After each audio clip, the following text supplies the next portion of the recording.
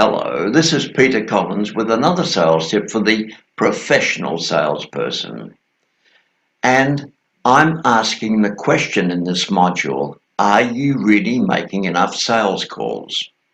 Yes, are you really making enough sales calls? Because in the process, I'm going to call out some sales frauds, sales pretenders, people that should not be in the sales industry because of the influence they wield on people which are unsuspecting, especially the newbies. And I want to really make a point of this, and I make no apology for what you're about to hear. Now, I want to pause this video just for a minute because I want to bring in a warning. The remainder of this video is warts and all about how bad some of the salespeople can be and how they con their way into all sorts of environments. The damage that they do through their lying, their conniving, their cheating and conning others into believing in them and what they espouse to be the truth. Well, enough. These people can also cause massive upheavals just by being present on specific premises. And they're good.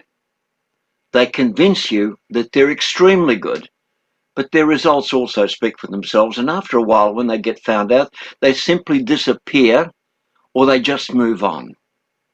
Well, I want to take the rest of this video to call them out before they do too much damage and move on even in your environment. And one last thing, these people are subtle, really subtle. And as you go through the second part of this presentation, it will show you little telltale signs that you should be aware of because you won't see the damage until it's done.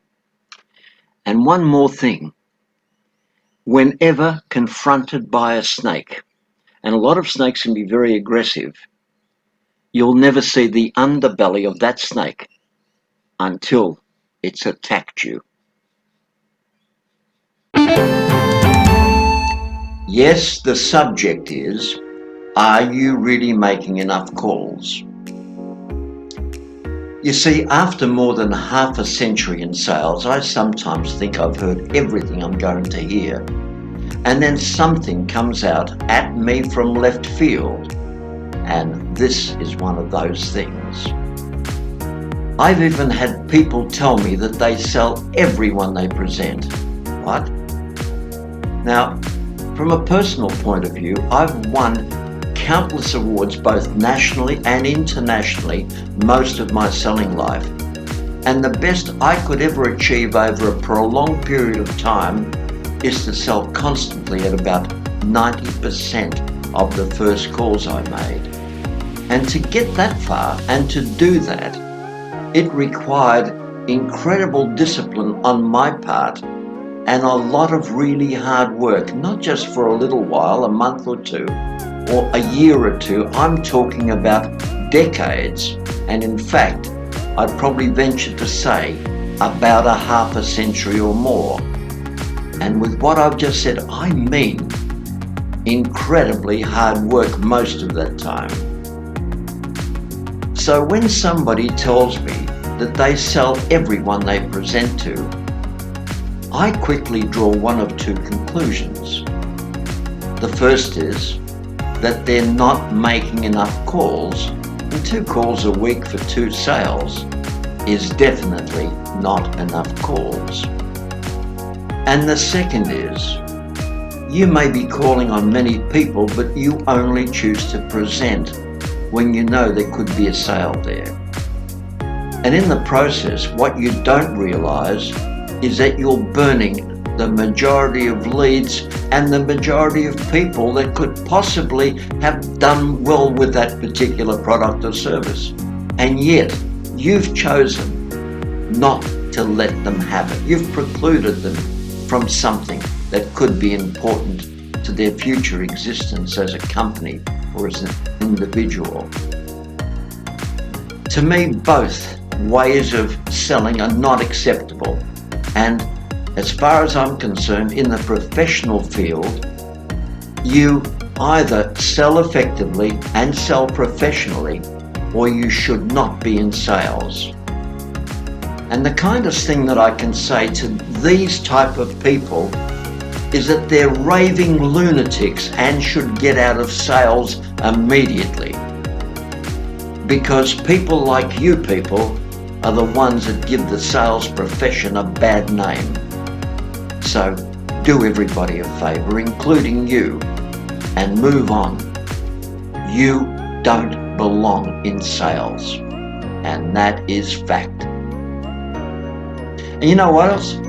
I stand by every one of those words I've just said. I have no fear in proclaiming lunatics and getting them out of the industry, because I've done that most of my life and I've been very successful at it too. Now, to finish off on 100% close rate, which I know I mentioned during this presentation, I actually came across somebody that told me that he had 100% close rate in the car industry for 5 years in a row. And I was intrigued because I had to ask him, was it retail? Was it wholesale? Was it used? Was it fleet? Or was it corporate? What type of car selling did he do? He said, no, mate, none of those. I said, well, what type of selling did you do? Stolen cars, he told me. I said, what? He said, yeah, it was easy. They picked out the car. We found the car for them. We doctored up the details on that car, and they bought it, no questions asked. That's why I had 100% close rate, the easiest selling I've ever done.